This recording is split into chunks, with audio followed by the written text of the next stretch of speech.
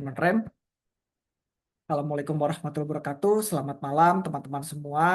Eh, Terima kasih ini udah 22 orang yang hadir. Luar biasa semangatnya teman-teman. Mudah-mudahan semangat ini dijaga terus teman-teman sampai dengan akhir. Ya.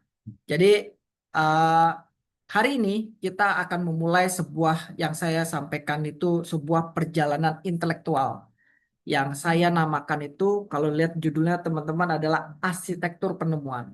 Mengapa arsitektur teman-teman?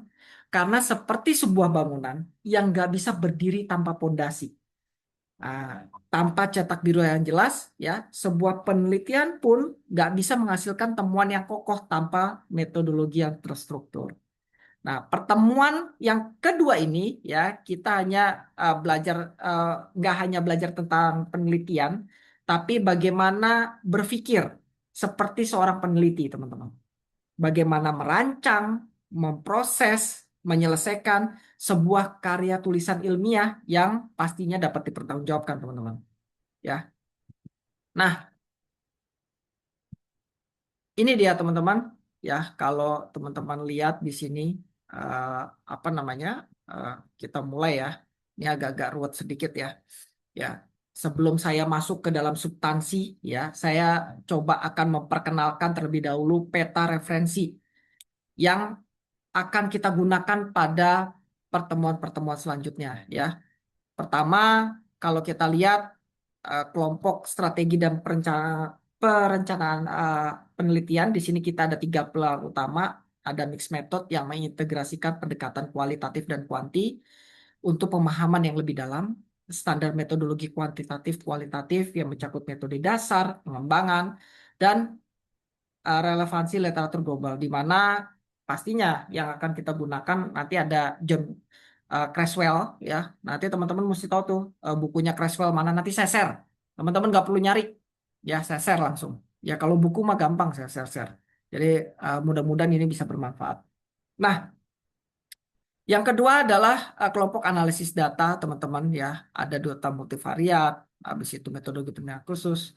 Ya, kalau multivariat itu kita pakai HAIR ya. Nanti jangan sampai teman-teman eh, ditanya sama pembimbing atau penguji, kamu mencantumkan HAIR, iya. Bukunya warnanya apa? Nggak tahu.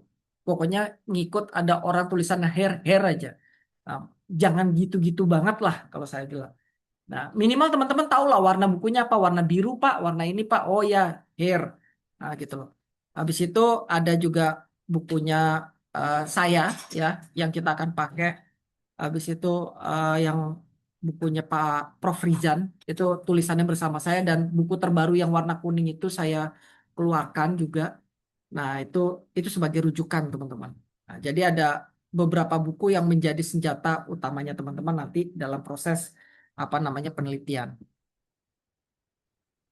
Nah, sekarang teman-teman ya, kalau kita bertanya apa itu penelitian teman-teman. Nah, ini pertanyaan paling mendasar teman-teman. Banyak orang yang mengira ya penelitian adalah sekedar hanya membaca buku lalu menulis ulang apa yang udah ada ya. Nah, itu bukan penelitian teman-teman. Saya pengen lihat teman-teman melihat dua definisi yang saling melengkapi. Yang pertama saya pakai Pak Sugiono ya, mendefinisikan penelitian itu sebagai cara ilmiah, yakni cara yang rasional, empiris, dan sistematis untuk mendapatkan data dengan tujuan dan kegunaan tertentu. Nah, ini menekankan pada proses, harus ilmiah, terukur, dan punya tujuan. Nah, selanjutnya adalah Prof. Rizan, yang apa namanya, beliau adalah promotor saya, ya. Tapi di buku itu saya pernah share, kalau nggak salah itu saya sebagai penulis ketiga ya. Nah, itu menambahkan dimensi yang sangat penting ya. Penelitian itu langkah solutif untuk menjawab tantangan dan permasalahan yang nyata. Itu dia teman-teman. Jadi kalau kita gabungkan keduanya teman-teman, nah ini kita udah mulai ke materi nih.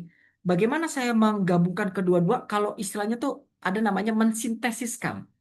Ya, nah sebuah beberapa apa namanya informasi-informasi penelitian, nah baru kita sintesiskan. Nah kita mulai nih, udah mulai ya. Penelitian bukanlah sekedar observasi pasif, melainkan intervensi terstruktur untuk memecahkan masalah yang nyata. Nah, catat teman-teman ya. Jadi kalau bingung arah penelitian teman-teman kembali kepada kalimat ini. Jadi penelitian itu harus memecahkan masalah yang nyata. bukan hanya sekedar mengisi halaman demi halaman. Oke, teman-teman? Nah, selanjutnya teman-teman, kita lihat evolusi teman-teman, riset. Nah, kalau kita bicara konteks zaman teman-teman ya, jadi penelitian itu nggak lahir dari ruang yang hampa teman-teman. Jadi penelitian itu berevolusi seiring perkembangan teknologi dan kebutuhan organisasi. Dari era manual, zaman saya dulu, saya merasakan banget era manual. Tapi zamannya sebelum saya mungkin ada lagi yang era mengetik segala macamnya. Tapi saya jabarkan ini dalam era manual di mana metodenya masih kuesioner kertas yang disebarkan manual. Habis itu waktunya bisa berbulan-bulan. Alatnya itu berupa apa kalkulator, rekap fisik dan lain-lain. Nah, ini kalau yang manual. Nah, selanjutnya dibanding era digital. Nah, kalau digital kita udah mulai nih via Google Form, habis itu ada uh, waktunya juga cepat ya, menjangkau ribuan. Saya waktu uh, doktoral teman-teman, ya saya cuma sekedar share, saya itu dalam 2 hari bisa mendapatkan responden sebanyak 422. Saya ingat banget ini ya. Itu kenapa? Zaman COVID, teman-teman. Ya, kebetulan saya lagi meneliti saat COVID itu. Saya sebar menggunakan Google Form. Waduh, itu nyaman banget. Dan gitu.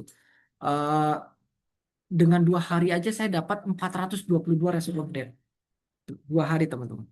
Ya. Nah, banyak alatnya bisa kita gunakan. Ya. Jadi sebuah transformasi yang luar biasa. Tapi ingat, ini eh, juga memperlihatkan kompetisi yang semakin ketat. Ya. Jadi kalau lihat di slide ya, cepat, efisien, akurat di era informasi organisasi yang lambat mengambil putusan akan tertinggal oleh komputer. Jadi kalau implikasinya bagi teman-teman yang meneliti, kecepatan dan ketepatan metodologi, ya inilah keunggulan kompetitifnya teman-teman. Ya. Nah, selanjutnya teman-teman, nah ini dia nih. Kalau saya bilang nih, ini slide yang sebuah saya paling suka ini. Ya, sebuah paradoks menarik di mana era digital ini yang saya ingin highlight ya, kita hidup di zaman data tuh berlimpah dan murah. Setiap detik miliar data tuh bisa diproduksi. Ya, data tuh nggak lagi langka, nggak kayak sama zaman saya dulu cari sana cari sini. Sekarang tuh mudah. Tapi coba teman-teman renungkan. Apakah semua orang yang punya data otomatis bisa membuat keputusan yang baik? Makalah terbitlah buku saya, ya, From Data to Philosophy, ya. Ya, jadi sorry ya, iklan sedikit. Disinilah letak penelitian teman-teman. Seperti yang digambarkan dalam slide ini, ya, data mentah dan murah dan melimpah harus melewati filter metodologi dan teknologi untuk menghasilkan sebuah informasi yang berharga yang mendukung keputusan yang akurat. Data itu murah, tapi informasi itu yang mahal. Nah, internet adalah jembatan yang luar biasa, namun tantangannya saat ini bukan lagi tentang di mana mencari data, melainkan bagaimana menyaring dan mengolah tumpukan data tersebut menjadi sebuah keputusan yang strategis, lebih cepat, dan kompetitif. Nah, itulah mengapa metodologi penelitian yang kuat bukan sekedar urusan akademik. Nah, ini adalah keterampilan bagaimana teman-teman bertahan hidup di dunia yang sekarang cukup kompleks ini. Ya, oke. Kita mulai teman-teman ya dari sebuah titik nol penelitian ya setiap penelitian yang baik selalu berangkat dari satu titik yang sama. Saya menyebutnya adalah titik nol. Lihat kerangka berpikir dalam slide ini ya yang bersumber dari Profesor Jumailah Zain ya di mana proses sederhananya namun elegan. Kalau saya lihat nih, semua dimulai dari satu masalah spesifik yang jelas.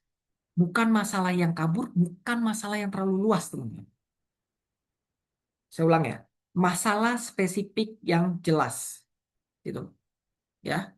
Jadi masalah itu kemudian diselesaikan investigasi, prosesnya ada 5 pilar di sini ya, organisir, sistematik, berbasis data, kritikal, dan objektif. Nah, kelima pilar ini ya bisa dikombin dan hasilnya merupakan jawaban solusi yang dapat dipertanggungjawabkan secara ilmiah. Nah, coba teman-teman perhatikan anak panah yang kembali ke atas. Artinya proses ini kayak silikal. Nah, jawaban dari satu penelitian sering melahirkan masalah baru yang perlu diteliti lebih lanjut. Itu bagaimana ilmu pengetahuan berkembang. Nah, ini paham ya circle ini ya. Jadi sebetulnya tuh teman-teman itu hanya mengisi sebuah puzzle yang kosong. Akan ngisi, oh ya di sini. Jadi kalau masih bingung, gimana ya Pak cara nyarinya segala macam. Lihat aja penelitian-penelitian terdahulu. Dia kan akan menulis di bawah itu saran untuk penelitian selanjutnya. Nah, ini saya udah spill-spill nih. Jadi segampang itu teman-teman. Nah, teman-teman sering-sering bacalah tesis-tesisnya eh, pendahulu pendahulu kita ya, lihat oh ya, ternyata ada nih di halaman paling terakhir itu saran-saran buat peneliti selanjutnya. Coba kita dalami. Oh, ternyata dia tambahkan variabel ini. Mungkin bisa nggak ya? Nah, ya, dicari gitu loh.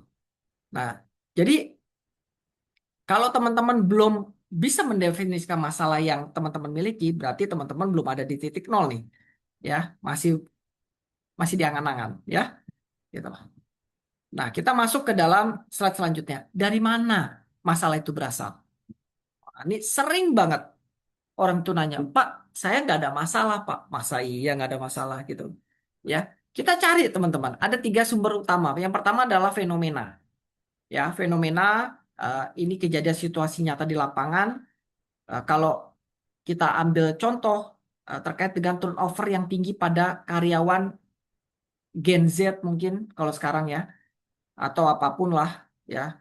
Padahal kompensasi yang diberikan itu sudah sangat tinggi.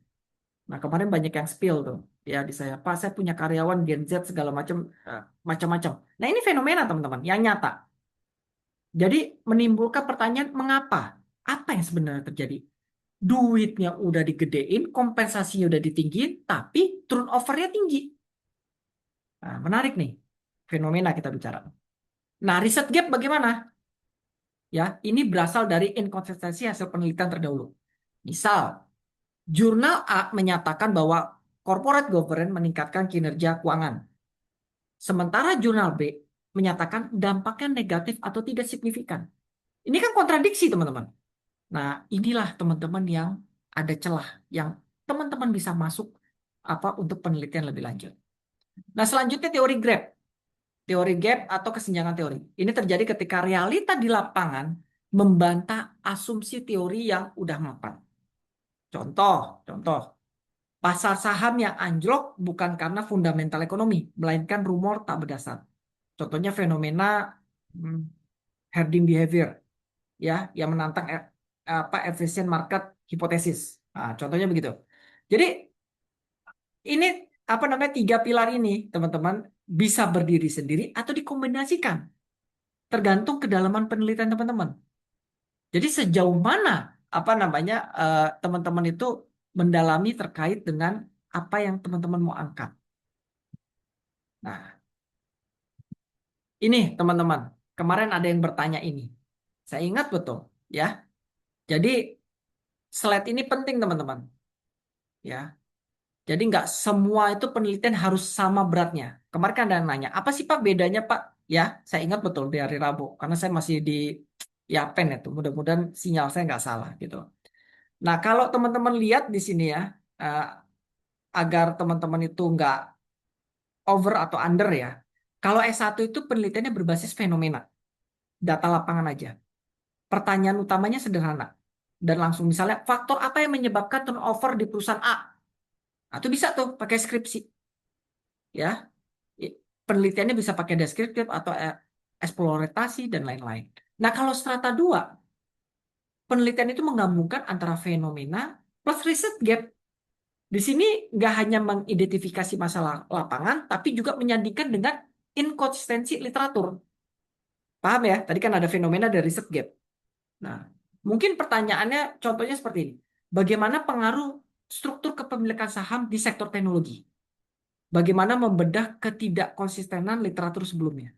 Wah, ini kan asik tuh pertanyaannya. Nah, itulah kelasnya eh, perbedaan strata 1 dan strata 2. Lah, kalau strata 3 lebih tinggi lagi ya. Ada fenomena riset gap sama teori gap itu gabung jadi satu. Ya, jadi ini yang apa namanya bukan hanya meneliti lapangan dan gap tapi juga menguji batas relevansi teorinya seperti apa. Nah, gitu teman-teman. Jadi semakin tinggi strata, semakin besar kontribusi ilmiah teman-teman. Tetapi juga semakin besar juga metodologinya. Gitu. Jadi pilihlah strata yang sesuai dengan kapasitas dan target akademik teman-teman. Kenapa saya ngomong itu teman-teman? Kadang, ini contoh nih, ini pengalaman real saya. Saya ketemu di apa namanya ruangan saya, saya diketok-ketok ada seseorang yang nyamperin saya, dia ngobrol, saya suntuk nih, saya nggak bisa apa namanya mau meneliti. Apa penelitian? Oh dia cerita bla bla bla bla, saya dengerin sampai habis. Bilang gitu, wah ini mah harusnya kelas disertasi saya bilang gitu. Tapi harusnya begini, wah begini, wah, pokoknya dia maksa gitu loh.